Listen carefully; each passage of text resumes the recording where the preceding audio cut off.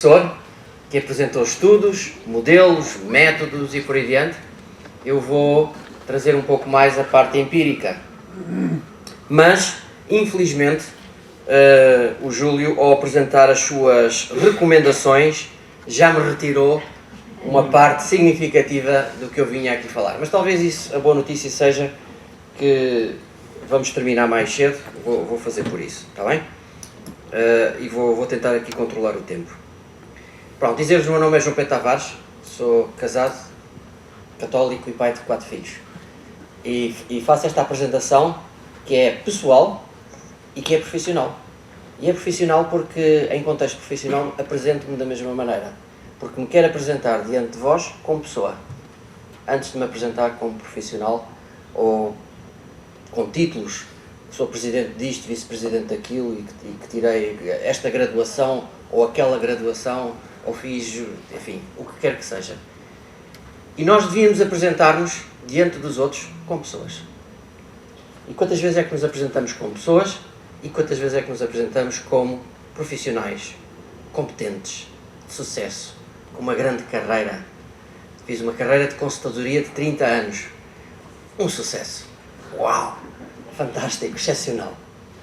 Sou uma pessoa muito feliz porque tive uma coisa que me surpreendeu na vida, que foi quando foi feito um inquérito sobre a felicidade no trabalho, os meus colegas e amigos e conhecidos e enfim, a população que respondeu ao inquérito, que eu não sei quantas pessoas eram na altura, elegeram-me como Happy Boss. E portanto aquilo, eu agora estou-vos a falar como Happy, porque já não sou boss. E portanto foi muito interessante porque eu na altura tive que dar entrevistas que estão publicadas na Exame e estão aí na internet e por aí dentro, e fiz algumas afirmações enquanto consultor porque eu gosto muito dos valores da empresa que vivia e vivia muito esses valores. Tenho aqui inclusive ex-colegas e vivia esses valores e vestia a camisola, como se costuma dizer, não é? Mas a jornalista, a Joana, elegeu para o título "A vida não é uma carreirinha". E então os meus colegas na altura perguntaram-me, fecharam-me numa sala e quiseram: o que é que tu estás a querer dizer com isto? Porque isto é uma disrupção na nossa empresa, porque nós estamos enfocados na carreira das pessoas, e o que é que tu queres dizer com isso? E então eu disse-lhes que a vida não é uma carreira, são pessoas, e isso é muito mais importante do que a carreira em si. E então é sobre isso que um pouco eu vou falar. É a nossa confusão entre meios e fins. E essa talvez era uma das perguntas que eu vos deixaria, que é: qual é o fim da vossa vida? Se vocês forem perguntar aos vossos pais o que é que eles esperam para vocês, eles sabem dizer. E os pais que aqui estão sabem dizer para os filhos: eu quero que eles sejam felizes.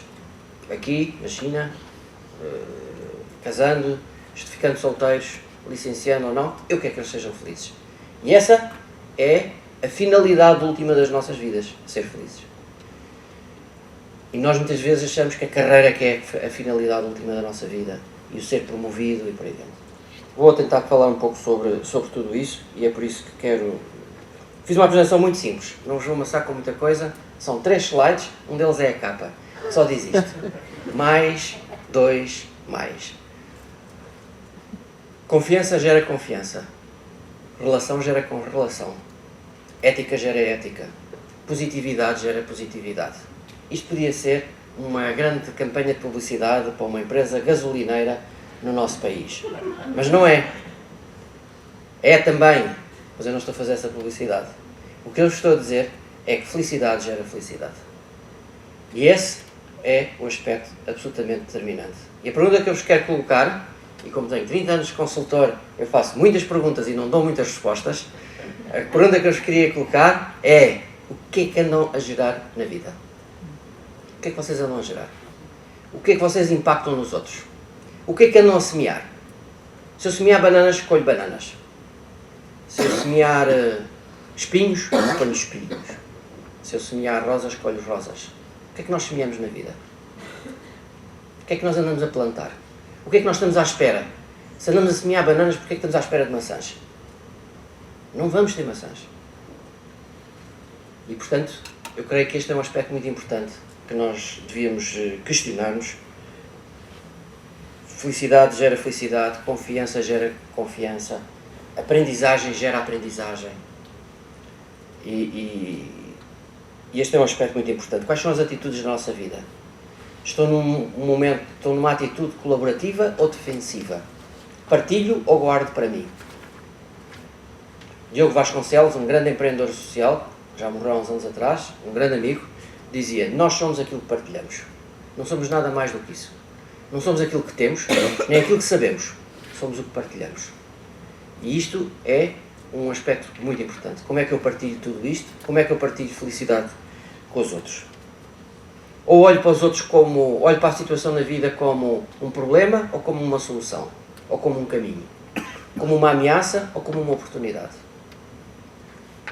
E quando estas organizações, que eu não sei se está cá a ILT e a Bresimar, se estão cá ou não, estás aqui, e a Bresimar está ali, muitos parabéns, eles plantam isto, eles plantam aquilo que querem colher, e é por isso que colhem, porque é aquilo que eles plantam, não é colher sem ter plantado, isso não nos é possível. Portanto, este é o primeiro aspecto, do mais gera mais. A inteligência positiva e a psicologia positiva, que já aqui também foi falado, que Harvard está a desenvolver, explica tudo isto. Isto está tudo cientificamente explicado, seja em Sevilha, Harvard, Universidade Atlântica, os estudos feitos, seja onde for. Tudo isto está explicado cientificamente. Está bem? 150 mil horas de trabalho na nossa vida. Claro que vocês vão pegar nas calculadoras e vão ver 40 anos de trabalho, vezes 160 horas por mês, vezes 12 meses por ano e tal, vai-vos dar 75 mil horas. Eu estou a dizer que são 100 a 150 mil, porque nós não somos empregados, somos pessoas que trabalham. E trabalhamos muito mais do que aquilo que é a nossa vida profissional. E vamos muito para além disso. Sabem o que é que isso significa? Significa que nós passamos 40% da nossa vida a trabalhar. E é por isso que isto é tão importante. E é tão importante a forma como eu trabalho na família, na empresa, na sociedade, na comunidade, publicamente, privadamente, em todas as circunstâncias. E há por trás disto um aspecto fundamental, que é, em todos os momentos, haver unidade de vida. E este aspecto é absolutamente fundamental para sermos felizes. Se eu não tiver isso, vai ser muito mais difícil ser feliz. Antecipo-vos desde já. Sabem porquê? Porque vou vivendo com máscaras. De manhã ponho uma máscara, à noite ponho outra, no meio do dia ponho outra, depois do almoço ponho outra, e vou vivendo com máscaras. E sabem o que é que cada máscara representa? Representam os meus ídolos. Quero ser um chefe de sucesso, quero ser altamente competitivo perante os meus colegas, mas também quero ser um marido atencioso e um pai muito carinhoso. São as minhas máscaras, são os meus ídolos. E isto não cria unidade de vida. E ao não criar unidade de vida, muito dificilmente vou ser feliz. E sabem o que é que vai provocar? Vai-me corromper-me. E sabem o que é que leva a corromper? À corrupção. E é por causa disso que nós nos corrompemos. É porque vivemos com máscaras.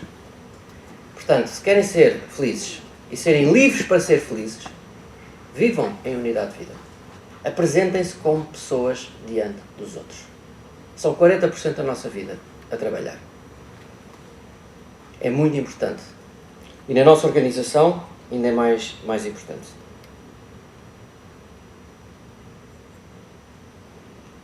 Fizeram um inquérito nos Estados Unidos sobre qual é o valor que eu mais aprecio num líder.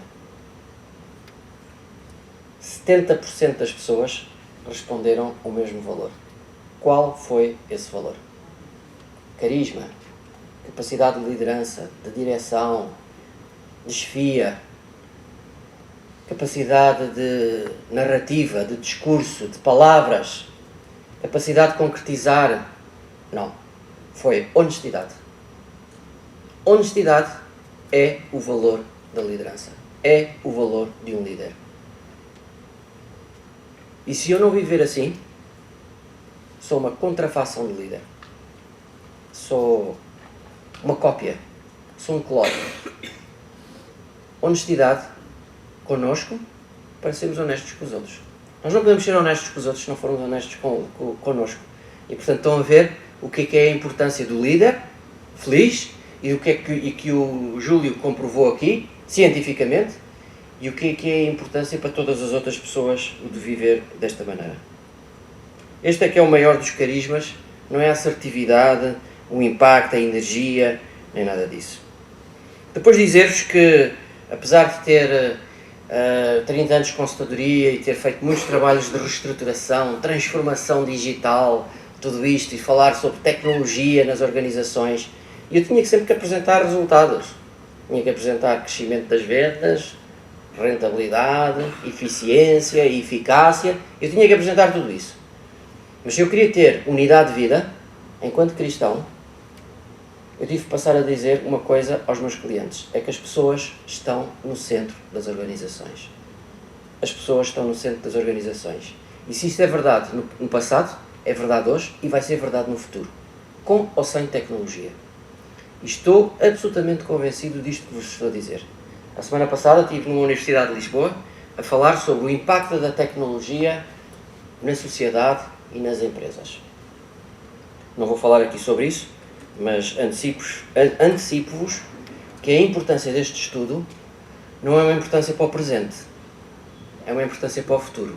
Porque estas empresas que põem as pessoas no centro das organizações são as empresas que vão estar melhor preparadas em termos de ética, porque a ética está nas pessoas, não está na tecnologia, quando no futuro tiverem que se confrontar com disrupções muito significativas. E elas vão acontecer. E vou-vos dizer, eu gosto que elas aconteçam. Não sou contra isso. Sou a favor da introdução dessas realidades. Nós devemos abraçar a inovação. Devemos apoiar a inovação. Não devemos ser contra ela. Se há oportunidades de introduzir tecnologia, devemos pô-la. Mas devemos, em todas as circunstâncias, respeitar as pessoas. Em todas as circunstâncias. Eu costumo, nas aulas que dava em inglês, dizia-lhes love people, leverage on technology. Not leverage on people and love technology. E, portanto, este estudo é muito importante por causa disso. E é por causa disso que este estudo vai de from cool to value. É para criar valor. Não é para ser giro. Não é para ser simpático. E apesar do Georg e do Julio serem pessoas divertidas e felizes, e a Guilhermina e o Carlos e tudo isso, são pessoas felizes, mas que querem criar valor. Qual é o modelo que existe na economia digital? Peer-to-peer. Pois aqui aquilo que eu vos queria dizer é que o modelo devia ser people-to-people. Também podíamos dizer que era um modelo performance-to-performance, mas não é o ponto. People-to-people. Temos que, para haver um P deste lado, people, só assim é que vai haver um P do outro lado, people. E esse é um aspecto absolutamente fundamental e absolutamente central.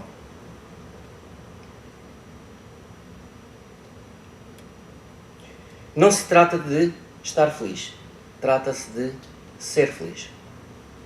E por isso mais adiante eu vou-vos falar um bocadinho sobre alguns erros que me parece que cometemos e que é muito importante procedermos a alguns ajustes. Mas o modelo não é este, é este. E este deve ser o modelo de um líder servidor. Liderar, há 270 e tal definições de líder, liderar não é um exercício de poder, é um serviço. E é dos serviços mais responsabilizantes que temos. E estes 3 P's, podemos pôr em inglês, podemos pôr em português, significam people for a purpose, or with a purpose, for performance. Estes 3 P's assentam como um tripé.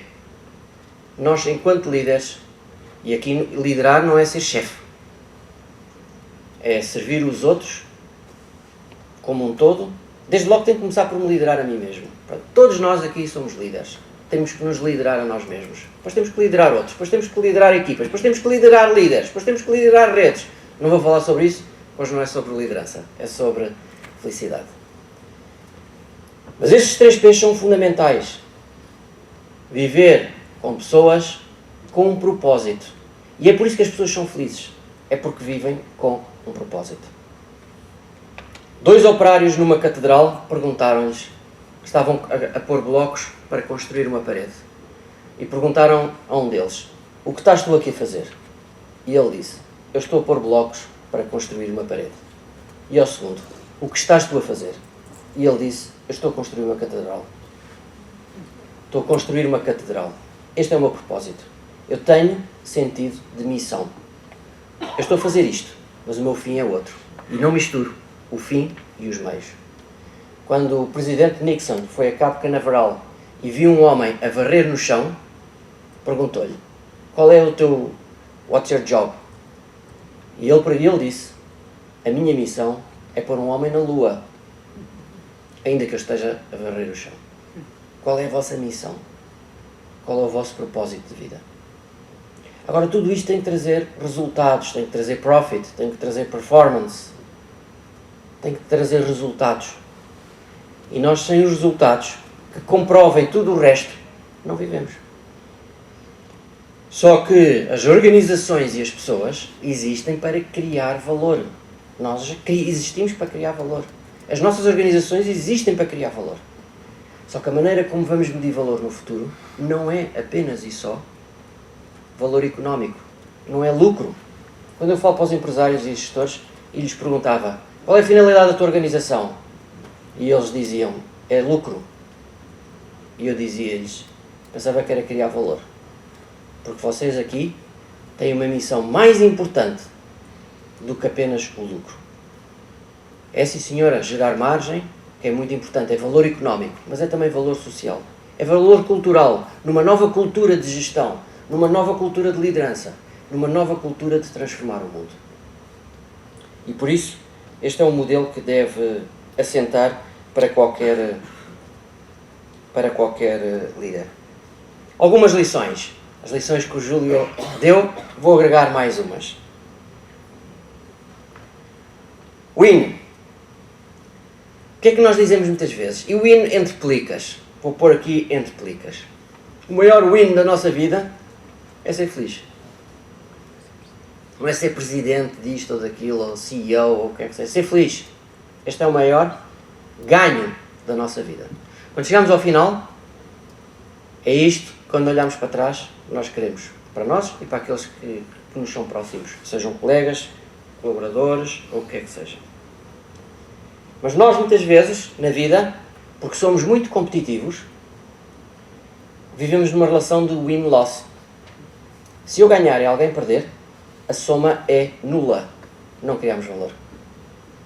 Não criamos valor. Portanto, sempre que vocês estiverem numa relação de win-loss, não criam valor. Porque alguém perde. E porque nós não temos que estar só preocupados connosco, temos que estar preocupados com o todo, a soma é nula. Então o que é que nós dizemos? É win-win. Quer dizer, de facto é win for me, win for you. Não são 2 wins. Aquilo que eu vos digo é que na economia do futuro, que é uma economia convergente, de partilha, digital e tudo isso, só há um win. Não há um win-win. Não há relações win-win. É win. Porque o meu win e o teu win é o mesmo. Porque eu compreendo o teu e tu compreendes o meu. Porque eu estou empenhado no teu e tu estás empenhado no meu. E se nós queremos ser inclusivos, e de facto, o mais gerar mais, a felicidade gerar felicidade, é isto que temos que fazer. É não estarmos preocupados com o que nós ganhamos, mas é estarmos preocupados com o valor gerado coletivamente, entre todos. E no limite, eu até estou disposto a ganhar um pouco menos, se com isso, em conjunto, ganharmos muito mais. Estamos dispostos a isso. E é isso que gera felicidade. Essa felicidade não é uma felicidade que se restringe a mim, me, myself and I. Não. É uma felicidade que é uma felicidade partilhada, é uma felicidade conjunta, coletiva e por aí adiante. E portanto este win é um win que tem que ser muito mais amplo e muito mais distinto daquilo que é o tradicional. Depois, o segundo aspecto é educar para. Um líder tem que ser um educador. Nós pais, mães, ou o que quer que seja, avós, tios, enfim, o que for, professores, líderes empresariais, o que for, estamos a educar alguém. Estamos a educar os outros. E para que é que nós os educamos? Para um conjunto de aspectos. Um deles é porque temos que educá-los para a automotivação. Para sermos felizes, as pessoas têm que ter capacidade de se automotivarem. Eu dizia muitas vezes, eu fazia as palestras de liderança na firma de consultoria onde eu estava, que era a Accenture, e dizia-lhes muitas vezes àqueles que eram promovidos: vocês estão felizes porque foram promovidos. Agora imaginem que não eram promovidos. Estariam felizes ou não? E as pessoas dizem: se calhar não, porque as minhas expectativas não foram atingidas. Pois aquilo que eu vos digo é que nós temos que educar as nossas crianças, os jovens, para se automotivarem. Significa que com ou sem expectativas, sejam felizes. Com ou sem expectativas, tenham capacidades de ir buscar energia e recursos para se motivarem. Para darem sempre o melhor de si mesmo. E este é um aspecto absolutamente fundamental na nossa vida. E este era um critério pelo qual eu selecionava as pessoas das minhas equipas. É que ganhando ou perdendo um projeto, ou correndo bem ou correndo mal, elas tinham capacidade de se automotivar. E isto é fundamental para sermos felizes. É absolutamente fundamental. Esta coisa da cenoura é um engano, é um embuste. E esta era uma das lutas que eu tinha quando dizia: porque nós não temos uma cenoura. Epá, tá bem, mas com cenoura ou sem cenoura, tu tens que dar o teu melhor. Não é a cenoura que te vai dar o teu melhor. Não é por aí. E aqui foi comprovado que as pessoas, a partir do momento que cumpram a cadeia de Maslow e estejam num determinado patamar, o salário e a remuneração não é o mais importante. As pessoas valorizam outras coisas. E é por isso que é muito importante desenvolver mecanismos de automotivação. Como? Viver com um propósito. Aquilo que eu já vos tinha falado anteriormente. Viver com um propósito gera-nos uma automotivação. O operário que põe o bloco sabe que está a construir uma catedral. Não está a construir uma parede. A missão dele é a catedral, não é a parede. E é por isso que estas pessoas têm uma maior capacidade de se automotivar. Depois, temos de reconstruir alguns modelos. Por exemplo, discordo que se fale em recursos humanos. Recursos humanos? Sabem o que é que acontece? E agora falo-vos como consultor. Eu fiz a transformação, uma coisa que aqui alguns conhecem, que é Workforce Transformation. E sabem o que é que a gente fazia? Quando fazíamos a reestruturação da capacidade interna numa empresa, hoje em dia, pomos HR Workforce e Robot Workforce. Technology Workforce. Um compete o outro. Estão a ver? E quando nós chamamos recursos humanos, vamos fazer estes recursos competir com recursos tecnológicos, com recursos de capital, com recursos naturais, com recursos industriais, com muitos outros recursos. Erradamente dizemos que falamos em inteligência artificial. O A não é artificial, é autêntica. A inteligência que estas máquinas produzem é autêntica, não tem nada de artificial. Muitos dos nossos filhos vão ser avaliados no futuro não por um diretor de recursos humanos. Vão ser avaliados por um robô. E o robô no final vai-lhes dizer que o Manel teve uma performance superior ao João. Porque tem inteligência para o fazer.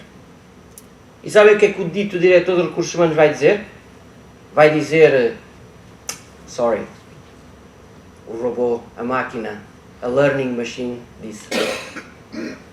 E eu vou ter que seguir o que ela diz. Porque ela tem lá os critérios todos, ela tem lá as regras todas. Ficamos assustados? Não, é uma oportunidade. É uma grande oportunidade que temos. Toda esta medição só vai existir enquanto houver pessoas nas organizações. No dia que não houver, não se vai medir. Vamos medir o quê? Medição de níveis de serviço a clientes? Podemos medir. Uma universidade nos Estados Unidos mediu os níveis de serviço que prestava a todas as suas áreas e ganhou a Erika. Porque a Erika respondia em tempo útil, 24 vezes 7, e 99% das respostas que ela dava eram corretas e adequadas. Só que a Erika era um robô. E esta é uma realidade, meus amigos. E não temos de estar contra ela. Temos que a abraçar e aproveitá-la. Como dizemos, surfar a onda. Pois é, mas é assim. E portanto, é por isto tudo que este estudo é muito importante e esta iniciativa de medir a felicidade é muito importante. Porque no futuro, a ética, tal como no presente, está nas pessoas, não vai estar na tecnologia. E se nós queremos um mundo mais ético, é nas pessoas. E essas pessoas têm que continuar a atuar com ética, com princípios, com valores e por aí dentro. E é por isso que este trabalho não está a preparar o presente. É bom para a ILT, é bom para a Bresa Mar e para todas as empresas aferirem, mas está a preparar o futuro. Vão ser estas duas empresas, uma multinacional, uma mais nacional, mas que se está a expandir, são duas empresas familiares. Como é que vão transmitir a cultura? É tecnologia? Ou vão ser as pessoas? Como é que vão transmitir os valores? De geração em geração. São as pessoas. E a felicidade, querem que um dos valores seja felicidade. Este é um dos nossos valores. É a felicidade. E já não é só a minha felicidade, nem das nossas pessoas. É a felicidade dos colaboradores, dos acionistas, dos clientes, dos fornecedores, da comunidade em geral. E é assim que queremos ser reconhecidos. Por isso eu acho que este é um erro que devíamos rever. Não somos recursos humanos, são pessoas. Não são profissionais. São pessoas. E se são pessoas, são famílias. A Brisa teve necessidade de, recentemente, de despedir 700 portageiros. E vocês sabem porquê. Introduziu portagens automáticas. E um dos líderes, cristão, partilhou dentro da ACES que critérios eu posso introduzir para esta tomada de decisão. Porque os despedimentos vão continuar a existir. Vão continuar a existir. E os líderes empresariais vão ter que tomar estas decisões. Mas podem tomar estas decisões respeitando as pessoas. Não é os profissionais, é as pessoas e todo o seu contexto. E um dos critérios que este líder empresarial decidiu, e ele disse, 700 é um número, e não posso apresentar uma solução que sejam 600, nem 750, é 700. E ele reviu os critérios todos, e em vez de irem os melhores, ficarem os melhores, saírem os piores, e introduzir todos aqueles critérios que era reformas antecipadas, recapacitar pessoas e atender à realidade de cada um, introduziu um critério absolutamente extraordinário. Foi perguntar a cada uma das 700 pessoas se o seu cônjuge ou a sua família tinha outras formas de subsistência ou não. E com essa regra, introduziu outras pessoas na lista e retirou algumas dessas pessoas da lista. E não se cingiu por critérios de performance. Foi atender à realidade de cada um. Porque o despedimento e o desemprego é um fator de exclusão social. Mas ter uma família sem forma de sustentar é um fator de pobreza. E uma empresa tem que se preocupar com essa realidade. A fronteira é muito maior do que a original. Uma organização tem que se preocupar com isso. E essa é a responsabilidade de um líder. E é por isso que tudo isto é extremamente importante.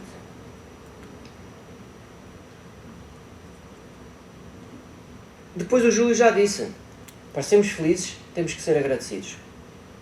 Nós, enquanto pais, temos que educar os nossos filhos a serem agradecidos. Porque quem não é agradecido, podem escrever, não é feliz.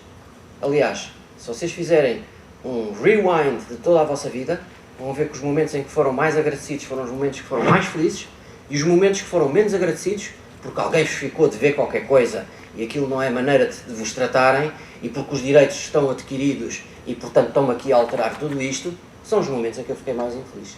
Fiquei mais dividido. Fiquei mais revoltado. Fiquei menos em paz. Fiquei tudo isso. Portanto, eduquemos para sermos agradecidos. E depois procuremos, em todas as circunstâncias, viver na verdade. Nós na ACES discutimos muitas vezes se o amor pode ou não ser um critério de gestão. Enfim, isso depois daria toda uma tarde para uma conferência destas, debater isso convosco. Não vou fazer porque estou mesmo a terminar. Mas promovam a verdade. Um dia cheguei ao escritório e disse à minha secretária e à minha equipa: tenho um propósito de vida, quero viver em verdade. Eu por acaso não lhes estava a dizer isto, eu estava-lhes a dizer: eu não quero mentir, porque não mentir não é a mesma coisa que viver em verdade. Já é um primeiro passo. Eu não quero mentir e preciso da vossa ajuda e assumir este compromisso com eles. Isto significa que quando vocês me virem a mentir, vocês me vão chamar a atenção e me vão corrigir.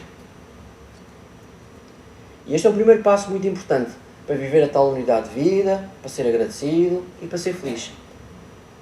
E logo de seguida a minha secretária telefonou para um cliente e disse: olha, era para dizer que o senhor engenheiro está atrasado porque está no meio do trânsito. E eu estava no escritório. E nós escorregamos na primeira oportunidade. Nunca vamos ser verdadeiros se não conseguirmos promover a verdade nas coisas mais pequeninas da nossa vida. Não se preocupem com as verdades gordas. Preocupem-se com as mentiras pequenas. Porque se vocês se preocuparem com isso, vão corrigir as verdades, as mentiras gordas. E vão conseguir fazê-lo. Se não o fizerem, vão ser 90% felizes, mas não vão ser plenamente felizes. E este é um aspecto muito importante. E só assim é que eu consigo viver a tal unidade de vida e consigo viver tudo isso.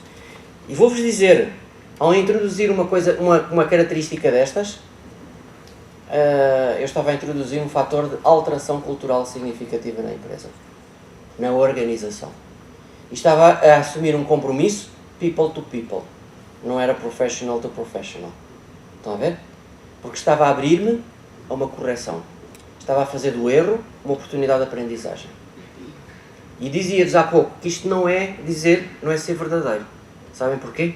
Porque mais tarde percebi que para ser verdadeiro eu tinha que assumir as minhas fraquezas, as minhas vulnerabilidades, as minhas debilidades. E no dia em que eu consegui fazer, dei um salto significativo de aprendizagem e de crescimento. Porque os nossos pontos fortes servem para transformar o mundo. Os nossos pontos fracos servem, o reconhecimento dos nossos pontos fracos servem para crescimento pessoal. E se no dia em que nós tivermos esta capacidade de os reconhecer e os assumir perante os outros, nós vamos de facto ser líderes absolutamente diferentes. Portanto, liderar, educar para liderar. E com isto termino. E gosto de terminar dizendo-vos que... Sabem qual é o contrário de liderar? O contrário de liderar não é não liderar. Não é deixar-me estar. Não é preguiça. É vitimizar-me. A vitimização, tão própria do nosso povo português, é o contrário de liderar. Porque liderar é mudar e transformar o mundo e assumir uma responsabilidade pessoal. Quando eu digo que a culpa é do árbitro, que deu mais 2 minutos que não devia, ou a culpa é dos espanhóis, que estão a crescer 7% ao ano e nós só estamos a crescer 3%, e que não nos separam da Europa, ou que a culpa é da Angela Merkel, ou da Europa, ou da União Europeia, ou do António Costa, sabem o que é que eu estou a dizer? Estou a dizer, não contem comigo. Porque a responsabilidade é toda deles, não é minha.